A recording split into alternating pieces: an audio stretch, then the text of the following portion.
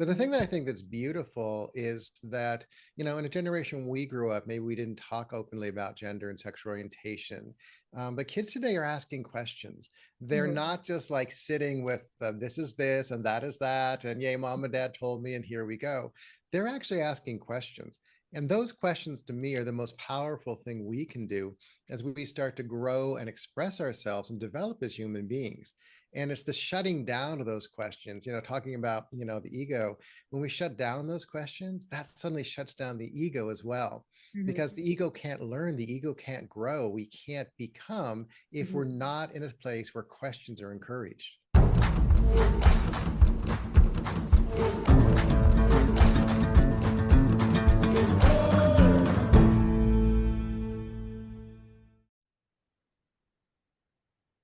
Hi, everyone. This is the Ego Project, where we do the perfectly imperfect work of healing our ego wounds. And I am Lisa Heidel, and I am here with Christine Seidel, and together we have.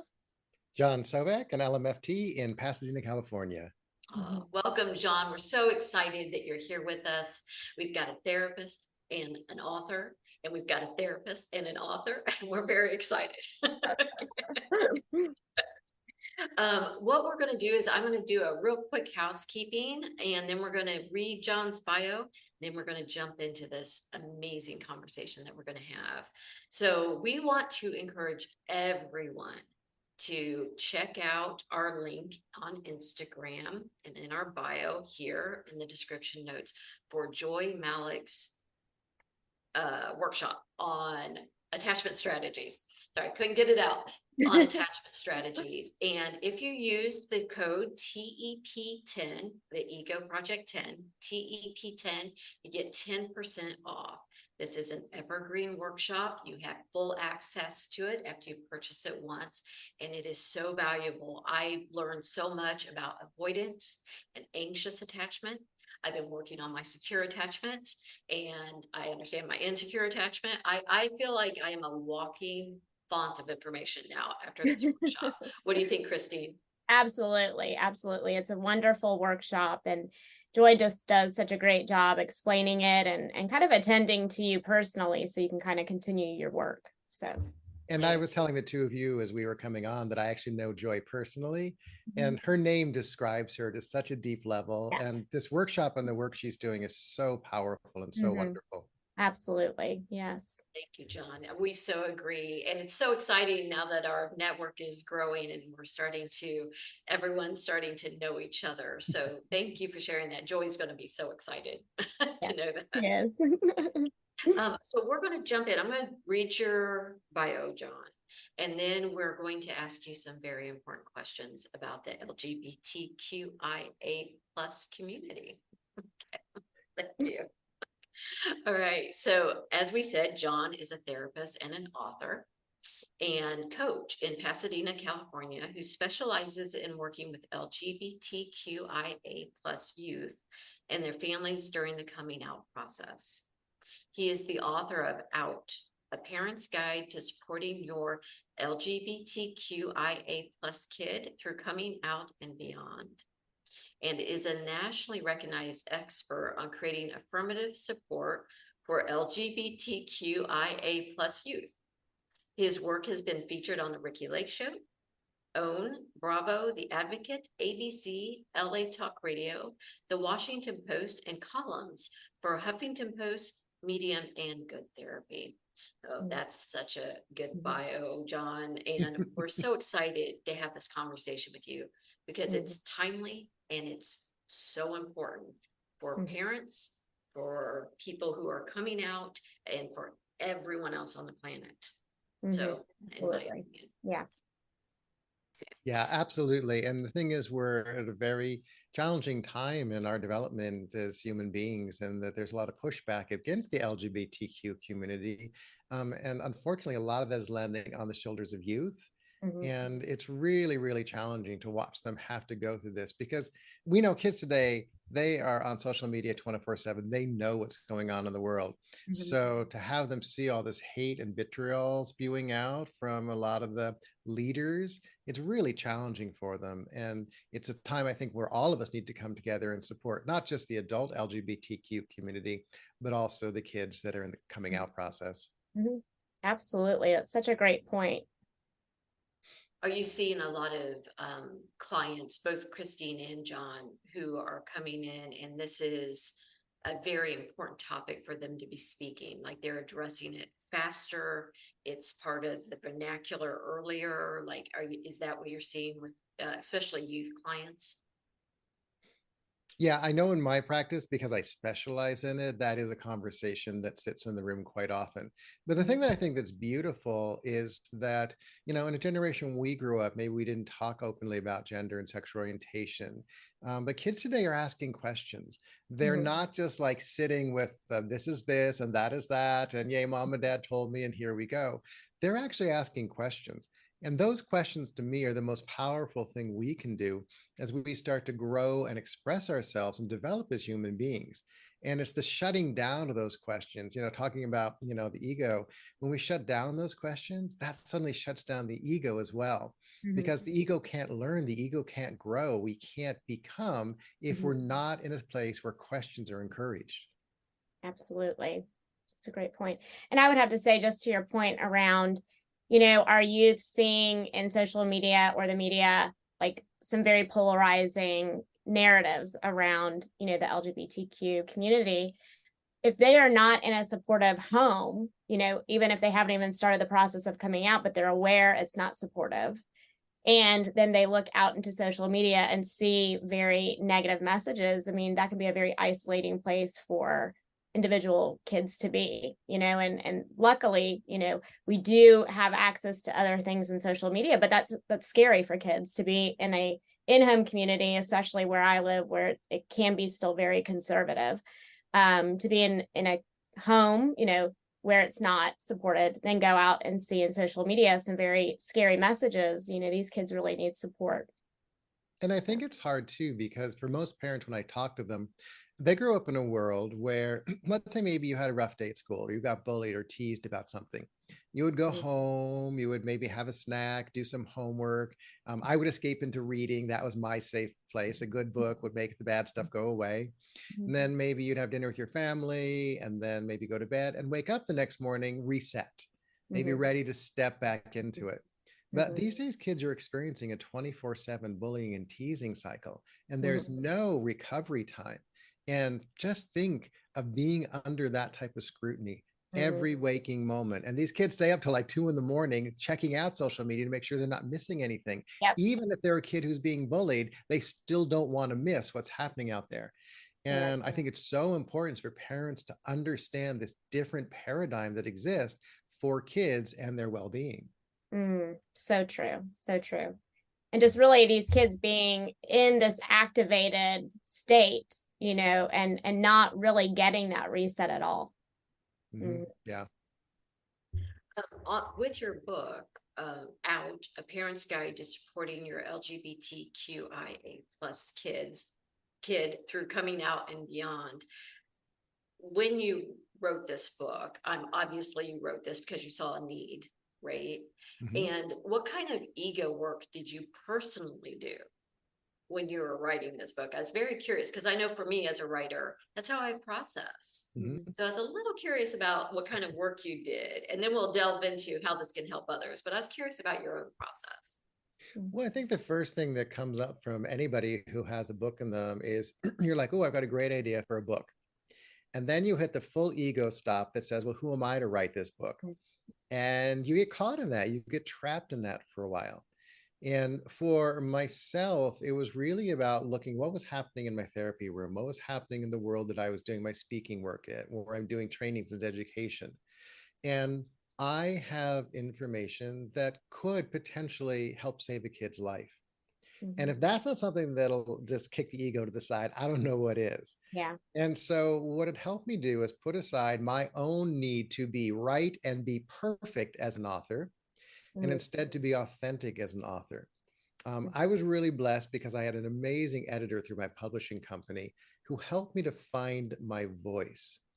When you read the book, the book is set up in a way, it's like 2 in the morning, you're a parent freaking out. You pick up the book, and I come in the room and sit down in a chair next to you, pour you a cup of tea, and we chat about your fears, what's going on. I help give you some information. I listen to what's going on and what's scaring you about your kid coming out. Mhm. And that development of my voice really helped me to connect into the passion and the authenticity of bringing this process to life. Mm. That's so true. And I think sometimes, as therapists, people will believe that we kind of have this all figured out, right? Like we know we've learned all how to do this, and our lives are perfect and we're practicing it every day. But I think that, being an author and a therapist is such a beautiful process, because you're really taking what you're doing in the therapy room and what is working, and you're getting this feedback from your clients and taking it to a book, is a perfect way to spread that message. But yes, like that moment of putting yourself out there, kind of coming out of the therapy room to help more, does get you into this space around, but is it good enough? So I think, thank you for sharing that, through the process, you do have that moment of like, is it perfect? Is it exactly the way everybody else wants it to be? But then checking yourself and saying, no, this is to help others, and this is to serve. And so I need to move through this in order to show up in that space for others. And in this type of work, for me, that's always the thing that helps balance that kind of ego state, is the Mhm. passion for the work itself. Mhm. For me, the message of getting this information to parents to how to support their queer kid as they're coming out, to be able to be there for them, that is so much more important than any little thing that I can do in the world. And when I Yeah. can lean into the passion of the message, then it takes the ego, and like Ted's, it's like, okay, you go sit by the fireplace for a while. You go over there, do your thing, toast marshmallows, whatever you need to do over there. But we've got some information, we've got some work to do here. And it was a really beautiful collaborative process. Once again, I mentioned I had a great editor, and I had a great team all the way along. My sample readers were really generous with their feedback. And by creating this big, beautiful loop, it also became more than just me. So true. Yeah. Yeah, I love the parallel of finding your own voice, and then what you talk about of using the narrative of your life and finding the narrative of your life, because they're the same thing, right? But first we have to find our voice Mm-hmm. before we can tell our narrative. Mhm. They have to run next to each other and then intersect. And Well, I just love that imagery of that. It's so powerful. What do you mean by the narrative of a person's life? And that's how you work, correct? yeah, Is I'm helping a them find that. postmodern narrative therapist. What that means in a general state is we talk about the way we describe ourselves in the world, the stories we tell about ourselves are the world that we live in. And Mm-hmm. so by examining that narrative and how we speak about ourselves, we examine how we can relate to the world differently. So that's where this narrative approach comes into play. And, for me, it is about being aware constantly. How do we describe ourselves? Not just externally, but internally. Mm-hmm. How kind or cruel are we with that internal voice? And how does that affect how we walk through the world? How many of those voices that are affecting or influencing our narrative are ours, or actually are other people's voices? In working with kids, and I'm sure Christine, you feel this too, is there's this moment where a kid will say something that's so out of context with who they've been in the room. You're Mm-hmm. like, so which of your parents is that we're hearing right now? Yes. Yes. And for me, oftentimes finding that voice, finding that narrative is often about shedding the other voices that have influenced us in Mm-hmm. both positive and negative ways. And I know people sometimes react when I say that. Everyone's like, oh, get rid of the negative voices. But sometimes we also have to release the positive voices, because they also put us in the trap of, oh, this is the way I'm the best, so this is what I always need to do. Mm-hmm. By being aware that all of those different voices have influenced and shaped us, and the words we use and the narratives we tell about our lives, that's where we can start to actually grow in places that we never imagined we could grow. I love that you said being present and aware of the voices, right? Because they're running all the time, right? Like the chatter is always occurring, even in our subconscious. If we're not aware of it, these will loop and loop and loop. And like you said, that's where something will come out and it's like, that I don't know if that sounds true, right? So being aware, being very mindful to listen to the voice and be like, does that voice really ring true to me? And be conscious of what you're actually allowing to be your narrative is I think that's where the shift of change occurs, because that presence of this doesn't fit, I don't think, or this does fit. I think I'm going to move forward with this voice or with this narrative. So I think that call to be present and aware is a good activator for anybody who's trying to start this ego work. And one thing that I talk with clients about as a therapist, they often come in the room, and Christine, maybe you experience this as well too, is, oh, I just want to make it go away. Mm-hmm. And when I say the likelihood of us making it go away, if it's been with you for like 35 years, is Right. very slim. But what we can do is make you aware of when it's trying to take over. Mm-hmm. It's like, one of the narratives I grew up with my mom. My mom grew up in the Depression era. She was very, very conscious of money, sometimes in a way that's detrimental to her enjoying her life experience. So she handed that off to me. And what I had to learn to do was just like, oh, there's this really cool like workshop I want to take, like Joy's workshop. Link And below. oh, there you go. And I'm like, oh, do I have the money to do it?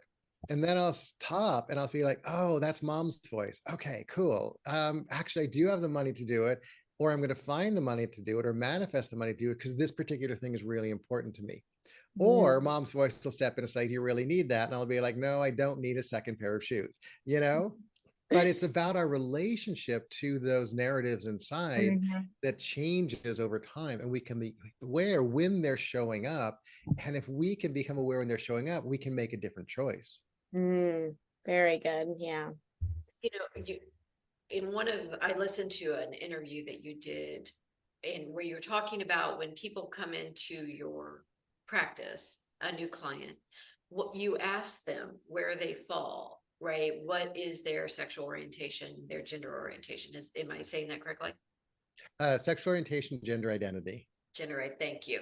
And I was like, oh, that's so brilliant, because so often, like you were saying, we have to be able to understand what our narrative is. And when we do it up front, like, oh, this is what I think or what I know, and this is where I fall, you can jump right into the conversation. You don't have to do a build up. You don't have to keep walking around the issue or, trying to come around and, approach it from a different point. It's all right there. And that's your narrative. And that's authentic. And for parents, especially, I do talk about this quite a bit in the book. If at a young age you make talking about sexual orientation and gender identity a part of how our family speaks, and age appropriate. It doesn't have to be overt. It doesn't have to be all these salacious things that we're being told are awful and we're grooming kids, because that does not happen. But if we look at this idea of as parents, if we can be open about these conversations, then someday our kid could say to us something like, we've talked often about, sexual orientation, and I'm wondering if I might be bi. And then a parent can be present with that because the language exists in the family already. And whether it's for their kid who might be cis and heterosexual, whether it might be for their kid who's non-binary or their kid who is a lesbian, because we've had these conversations, we're now creating a space where there can be an expansion of these really amazing facets of who we are. Sexual orientation and gender identity are very fluid. They don't just lock in place and this is who you are for your entire lifetime. They have this movement, this growth, if we're willing to trust ourselves and the people around us to be able to explore those conversations a little bit deeper. Absolutely. I see this time as a bridge. I feel like we're in a bridge time from where, growing up and, for my age, it was taboo. You did not talk about sex. What you learned about sex was usually through peers, or Mhm. trauma, really, interactions, that were not healthy. And then, and now we're moving into this bridge time where the youth are leading the way because they're not afraid to talk about it. Mhm. They're speaking, they're coming out to parents, they're trying on different identities with it, and social media has caused a lot of negativity, but I think it's also a positive that it's given them a platform to discuss things that were taboo. And I hope the bridge is leading us to a place where, like you said, it's conversations in the family, and I know for me, I know a lot of people who are LGBTQIA plus, yeah. And they fall on different categories, obviously, but so they're part of my world, so it's not unfamiliar when I have nieces or nephews that are around that because they're in my world. So is that what you're seeing as well? And what are your thoughts about that it's a bridge time? So I would look at the fact that we actually started this bridge time about 5 years ago. And then what happened is people in a very egocentric state got freaked out. Okay, there are lots of adults that these questions are really, really scary. Mhm. And so what's happened now is they put up toll gates on this bridge and they're trying to stop the momentum of this movement. And that's why for me, it's so important to come on like your show and have these conversations so that people who are listening can say like, wait a minute, I don't want that toll gate down for my kids or my next door neighbor or one of my aunts or uncles. I want that path, that bridge to be open for them. And Mhm. perhaps by hearing us talk about this, that it'll open up a little bit more space because the gatekeepers right now are intense, their voices are loud. The thing that's really strange about it, if you look at it, they're actually a very, very small minority of people who are speaking very loudly. Mhm. But if Mhm. I talk to almost any adult human being that I come across, they're like, no, no, no, no. I mean, I think I would be there for my kid. I think there is space. I might not understand it, but I love them. And that's the bigger movement that's hanging out in the background that these gatekeepers, I believe, are so afraid of. And talk about ego state. I love it. We could And talk about that all day. I love Fear that. and And ego, yes. we'll have some resources for people to go to, one, to use their voice Mhm. to hopefully raise it, to push Mhm. down some of that small percentage that is loud. Thank you for that. And I love that you jumped on the whole analogy there. You ran with it with the bridge. That's brilliant. And John, I really like your point about, using the vernacular with, between parents and children. And we have a guest coming on that's going to talk specifically about attachment, especially, in early childhood. But I think that point goes so well with the LGBTQIA plus community, because if we can talk about, identity and orientation without any judgment, it's just a neutral language, it's just a vernacular that we start at a very young age, then as the children begin to explore themselves, there's no judgment within themselves. It's just language that they have to communicate to caregivers and to parents that they trust, and we saw this in, so much of like, childhood development around using appropriate vernacular for our body parts so that they can communicate, appropriately without judgment. So I think that goes so well for parents who start this at a young age with their kids, are really creating a space for them to communicate about themselves without judgment. And another piece to understand developmentally is kids actually have ideas about sexual orientation and gender identity at very young ages, sometimes 4 years old, we're looking at. The thing is, they're not looking at it as sexual beings, they're looking at it as a way to move through the world. And what'll happen then is they'll see like, oh, all the other little boys in my class are being this way. Well, I don't feel that way, but I better line up because what do kids want most? To fit in and to be loved. Mm. And oftentimes loving means fitting yourself into something that may not be completely comfortable. Then we hit puberty, and that's when these conversations start to explode, because now we have a physical body that's also reactive to these sensations and feelings about self. Mhm. And so that's oftentimes why we see, the coming out process becomes very forefront in adolescence, but it's been going on for quite a long time before the conversation actually comes out into the public. That's a great point, that it's not necessarily this individual concept. It's more in this inner relationship type of dynamic as they see themselves within the scope of relationships. And not, even at 4, they're looking in terms of peers, but not necessarily like just this individual identity. That's a great point. Mhm. Yeah. Mm. And it seems, I'm not a parent, so, but I know a lot of kids. I've worked with kids my entire life, and I was one. So I use that as my so I think, like you were saying, the conversation has to start early. And I think, and I'm projecting here a little bit, but a parent who says, okay, I'm going to read this book as an example. Well, does that mean I'm going to, I think my kid is this, or I think my kid is that? It's kind of like, well, if I start talking about sex, they'll want to have sex, not, correlating the, gender identity and sexual, but early sexuality. And, it's going to, and it doesn't. It actually, it's shown, right, that when you start talking about sex early, the kids they practice better birth control.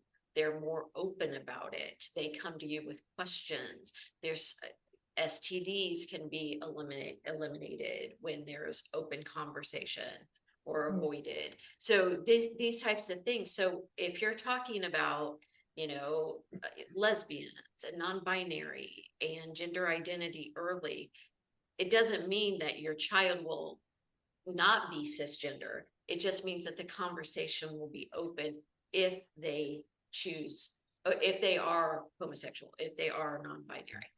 Remove that choose. So one of the things about that, and this happens quite often when parents come in and like they have a kid who's newly out or a kid who they believe might be coming out, is sometimes I'll get a question and it's from a very fear-based place, and I hear it and I support it. It's like, well, are you going to turn my kid gay? Are you going to turn my kid trans? And it's like, well, first of all, I don't have that power. But what we are going to do is create a space where they can talk and discover about who they are. And that process of talking and discovering allows us to see all kinds of different variables about who we are as human beings in this world. And so nobody can convince or talk anybody into any sexual orientation or gender identity. It just doesn't work that way. We are who we are. We develop, we grow, we have different experiences in our lifetime. But reading my book is not going to make someone gay. Talking to me as a therapist is not going to make you trans. It is an aspect of who we are. And that's one of the things that I do talk about in the book is this, you get this question from parents sometimes, what did I do wrong? And for me, that question insinuates that there is something damaged with your child. By you saying, I'm to blame for something that made my child this way, it sets up this dynamic that you are somehow sending a message that is not okay for your kid to be LGBTQIA+. And that's, talking about ego work, you need to step inside yourself and figure out what is that subtle, covert message that is coursing through me, that is making me ask this question: what did I do wrong that my kid is this? Yeah, which of course the child is going to receive that projection. So yeah, it's so important, I think, for parents that, who may, be open and willing to have these conversations, and for parents who may not, maybe they are coming from a fear-based perspective, to do their own work before they start having these sexual conversations or identity conversations with their children across the board, right? And to your point, Lisa, when we just don't talk about sex or identity, right, then we have children that go into developmental stages with either ignorance and or confusion or whatever, and we're setting our children up for real harm that can last a lifetime, right? So yes, I think, doing that ego work as a parent or as somebody who has influence with children is so, so important. Mhm. Well, and Christine, because you work with adolescents as well too, and parents, tell me, oh, my kids aren't having sex. It's like, well, I hate to tell you this, there's a really good possibility they are. Right. Maybe not in the terms that you're thinking of it, but they may be having sex. And if they're not having it, they are thinking about it, because that's what a body in puberty does. Right. All of these things start waking up. Our body, we have tingly bits, and suddenly there's reactivity and all of these things. So for parents to deny that their kids are sexual beings Mhm. is a misnomer and a challenge for kids to be able to become authentically who they are. Mhm. So I always joke with parents, and then they give me that look. It's like, no, I'm actually serious here. Yeah. I'm not joking. Well, and I think it's so important to remember that the parent is learning alongside the child. Mhm. Mhm. Hopefully. When you are being Right. reactive, Right. Mhm. right? When you are, waiting until they come out, Mhm. when you are fearful that they're going to come out, right? Or avoiding, then you have to play catch up. Mhm. And with someone who doesn't have the life experience that you have, and you're Mhm. also looking to someone who's trying to find their own identity, get comfortable with their own identity, to be your teacher. And that's kind of cruel when you think about it. It's unkind to do that. So learning early and being open to the information, irrelevant of whether you think your child is LGBTQIA plus, it's irrelevant. Learn, Mhm. edification, right? Use this. I mean, I don't have children. This book is fabulous for Mhm. me because Mhm. I have friends who have kids, right? And I can help them, if this is something that a path that they go down, I can, but just for my own Mhm. Yeah, knowledge. and this book is designed for parents and professionals, because I think it does open up a lot of space and a lot of conversation. Mhm. And I think it's important too for us to understand a really important paradigm of being an LGBTQIA plus kid. Okay. So I'm in my adolescence. I'm going to come out to my parents. I'm a queer man, but I look up at my parents, and my particular minority status is not represented in the family dynamic. Mhm. And I think people need to be really aware of that as parents, because a kid is looking up towards two cis het parents in most cases. Right. And Mhm. so when we have that dynamic playing out, there is a fracture in the system that really needs to be addressed. Mhm. I always tell parents too, it's like, look, educate yourself. Go to some resources such as PFLAG, Human Rights Campaign, Gleason, places that are going to provide you with really good factual information. Mhm. Go there. Come back a little bit more prepared, but also know you are never going to keep up with all of the verbiage that your kids have about being queer in the world. You are not. I do this work 24/7. I'm a queer man myself. And there are moments kids come in with something that's like, You're like, what? so you What's need that now? to help me understand what that is, because I don't think I've heard that one before. And so I think that's a burden that parents can take off of themselves a little bit. Mhm. But I also encourage that you as a parent should not be doing your emotional work, your reaction to your kid coming out, with your kid. Mhm. Do it Mhm. with your spouse, do it with a therapist, do it with a support group. But your kid is not your therapist or educator in LGBTQ 101. That Mhm. should not be their job. So I do Mhm. think it's really important for parents to take care of themselves, so then they can take care of their kids. Mhm. You said that Absolutely. much better than I did, John. That was so good. That was exactly what I meant.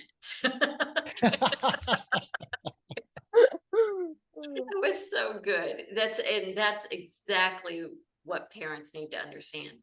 It's not their kids' job to teach them.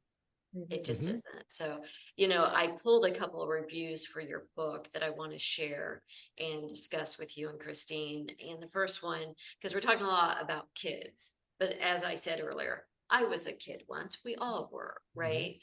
And so that was a long time ago that sometimes people come out. And so one review was, I wish my parents had this guide when I was growing up, as it would have made a world of difference.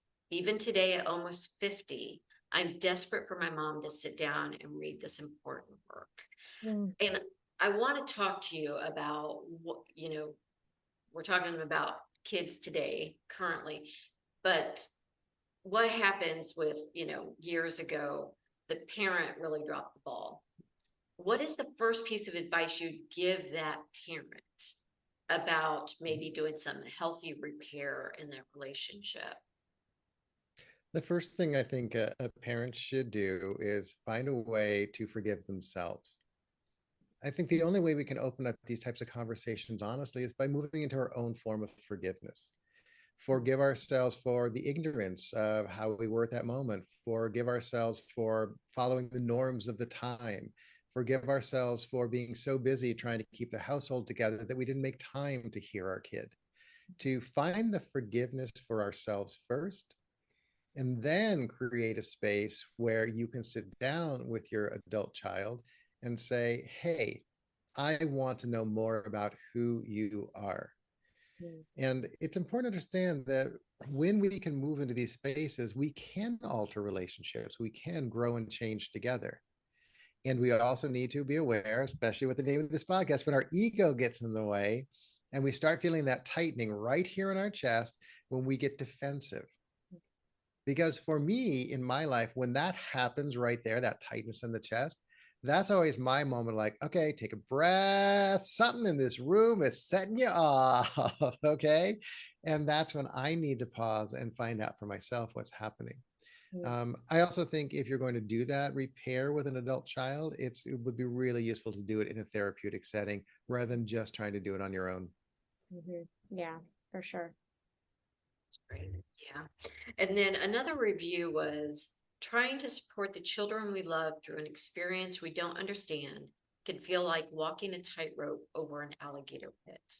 But Sovec will take you by the hand, offer you a seat in a comfortable chair on solid ground, and explain everything clearly and without judgment. I want to share that because I think that's very important, because I think a lot of people, when they're learning about something that is alien to them, confusing to them, they've rejected it, they're defensive around it, they feel like they're going to be judged. That's their first thing. Well, they're going to think I'm Mhm. this. Well, I'm not that, right? I don't have a problem with that. Right. And I think that this review shows that your book is a gentle introduction Mhm. for parents to help their kids. And was that Yeah. your intention writing it? Absolutely. I do education, activism, advocacy in the LGBTQ community. And I am one of those voices that will sit down with you and listen with my heart open and try and create change through dialogue. I have amazing friends who are out there in the front lines holding signs and screaming at the top of their voices. And we need both of these approaches and all the ones that go around it to make change happen in the world. Mhm. And so I think there's not one right or wrong way to do it. This is just the way that works most authentically for me as both a person walking through the world and with my voice as an author. Mm. And, this idea of parents like on this tightrope with the alligators like nipping down below. Yeah, that's such a visceral description of what a lot of parents feel and that they're going through. And, you know, it's so important for parents to understand that when their kid comes out to them, they're going through a process too. It's not just their kid who's coming out. Coming out affects the entire family dynamic.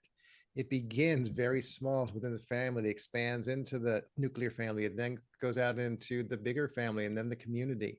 It has so many layers to it. And it's not just a one and done experience. Yay, my kid came in and told me they're queer. Okay, cool. Yay, off we go. Right. It is an Right. ongoing growth process for the entire family. And you don't need to do it perfect. You don't. Parents, you are allowed to stumble and fall along the way. The Mhm. thing that we know, and this is the big thing that we do in couples therapy all the time, it's not if you make a mistake, it's how you repair from it. Mhm. And so those repairs are actually moments where we build a connection that goes deeper with our kids because we own up to having made a mistake in that moment. Mhm. Especially I see this a lot with parents of trans kids. They've told them their authentic name, they've told them their pronouns, and a parent will misgender them. Mhm. And the parent will freak out. It's like, no, no, no, no. It's okay. Yeah. Take a breath, relax, release, and then gender them in the correct pronoun so that you can meet them where they're at. Because if you sit there and make a big deal, I was like, oh, I know you told me this, and I'm being so awful, I'm the worst parent ever, blah, blah. What are you doing? You're making it about yourself all of a sudden. Right, right. Yeah. And so your kid just gets swept under the rug. But if you're like, I am so sorry, these are your pronouns, I apologize, and let's go get pizza. Okay, that you continue moving on and learning and growing together. Perfection is not the point of this. It's about learning from each other. That's so true. And I think, fundamentally, most parents have really good intentions. They really do. They want to do right by their children, but parenting hits that ego so hard, right? So I think your book being a place to go either proactively or in response to something, to just begin to gain these very important tools that are used in the moment, right? Like these aren't, tools that are going to take years and years and years for you to develop. It's gentle tools that you can use in that moment to reset things with your child, or to do it differently and have real-time skills is so important, because I think most parents have really, really good intentions to want to support, accept, and be available for their children. And that's one thing I want to grab hold of too, because I think this is so important. That if you join your kid on this journey of their coming out, as a parent, you are actually going to have some incredibly joyful, playful, wonderful moments. I know, we're talking about, going through the pain of the process, but there's also euphoria and excitement and wonderful moments, like when your gay son takes his boyfriend to the prom for the first time and you get to take pictures. Like that is a moment that can be precious and wonderful and delightful in ways that you as a parent never saw coming. So I don't want us to always get caught in the message that this is always a challenge. Right. Understand too, as a parent of a queer kid, you're going to have a blast along the way too. I love that. So what piece of advice, John, would you say has helped you heal a part of you that may have been wounded in the past when it came to your own journey? Mm-hmm. I think for me personally, it's always about dropping into that quieter space that exists inside of me, being willing to sit with it. And then there's always this one tiny little whisper of a single word or a short phrase. And that to me is when I've dropped into that authentic self. And it helps me find my way through difficult times. If I go into that quiet space and there's also this blah, blah, blah, blah, blah, blah, blah, it's like, oh, well, I'm not in a quiet space right now. That's still my ego Drop a little talking. lower. Yeah. But the messages are simple, they're quiet. And when I will pause long enough to hear that beautiful whisper, that's where change happens for me. And I also am very forgiving to myself and understanding that change is a seed that we plant. And I have to nurture it, I have to water it and feed it and occasionally trim it because some of the messages get off point, and then come back to it and be aware that it's still growing. And then some days you suddenly look back and you're like, I have this big, beautiful oak tree behind me now, this thing that I grew. I'm so proud of myself. And so I think there are all these layers to it for me personally. And it is an ongoing, beautiful journey. And for me, that's the excitement. It's a journey. Absolutely. Yeah. Beautiful, because Christine and I talk about that so often on here, about the importance of getting still and getting quiet. And once again, it's sometimes easier said than done when it feels like you're in the cyclone of your life to, still yourself and align and be with yourself so you can hear that voice. Yeah. Right. What's the Zen thing? It's something like, if I don't have 5 minutes to meditate, well, then you should be meditating for an hour. Brenda, I'd love to have you back to talk. Thank you. I'd love to go chat with you all again.